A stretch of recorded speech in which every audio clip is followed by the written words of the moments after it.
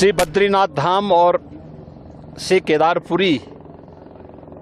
के इन पवित्र तीर्थों का दर्शन करने का सौभाग्य मुझे प्राप्त हुआ। बद्रीनाथ धाम अपने नवनिर्माण की प्रक्रिया के साथ तेजी के साथ आगे बढ़ रहा है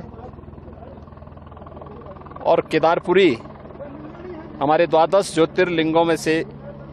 एक पवित्र ज्योतिर्लिंग। पूरा देश और पूरी दुनिया में जहां कहीं भी सनातन धर्मावलंबी रहते हैं, वे सभी बड़ी आस्था के साथ, बड़ी श्रद्धा के साथ इन पवित्र तीर्थों का दर्शन करने के लिए उतावला रहता है। सन 2013 में एक त्रासदी के कारण केदारपुरी एक आपदा की चपेट में लगभग आ चुका था, लेकिन स्थानीय लोगों के आत्मविश्वास, देश के यशस्वी प्रधानमंत्री आदरणीय मोदी जी के दृढ़ संकल्प और उनकी प्रेरणा और मार्गदर्शन में आज उत्तराखंड के हमारे दोनों ये पवित्र तीर्थ धाम एक नई आभा के साथ नए भारत की एक नई तस्वीर को प्रस्तुत कर रहे हैं। विरासत के प्रति सम्मान का भाव यही है। किस पवित्र भावना के साथ लाखों की संख्या में श्रद्धालु इन पवित्र तीर्थों में आ रहा है, वह हम सब के लिए एक नई प्रेरणा भी है और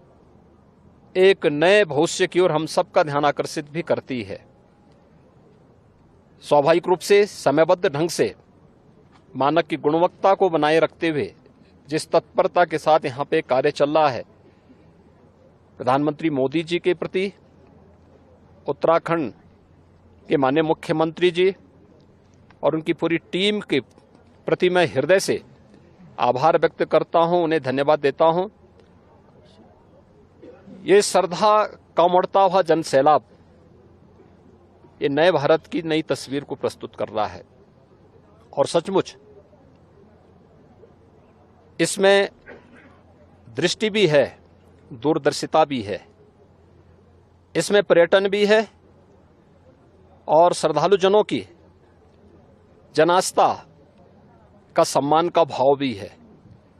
इन सब को समेटे हुए केदारपुरी का ये नवनिर्माण बहुत अच्छे ढंग से आगे बढ़ रहा है, ये अभिनंदनीय है। भगवान केदारनाथ का, भगवान बद्री विशाल का आशीर्वाद इसी प्रकार से बना रहे, इस दृष्टि से आज मुझे यहाँ आने का सौभाग्य प्राप्त हुआ है और मुझे बहुत आनंद की अनुभूति हुई कि यहाँ पर दोनों पवित्र तीर्थों का दर्शन मुझे यहाँ पर करने और यहाँ के स्थानीय नागरिकों, पुरोहितों, तीर्थ पुरोहितों के साथ साथ व्यवस्था से जुड़े हुए सभी पदाधिकारियों का, जिन भी यहाँ पर आने वाले जितने श्रद्धालु हैं, उनके मन में कितना उत्साह है, यात्रा की कोई थकावट नहीं। यही दिखती है कि यह तीर्थ स्थल आस्था के साथ साथ राष्ट्रीय एकात्मता के भी आधार हैं। सुदूर दक्षिण से भी, पूरब से भी, पश्चिम से भी,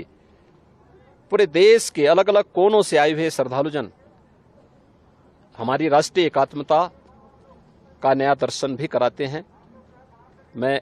उत्तराखंड सरकार को इस सुविधा के लिए हृदय से धन्यवाद देता हूं।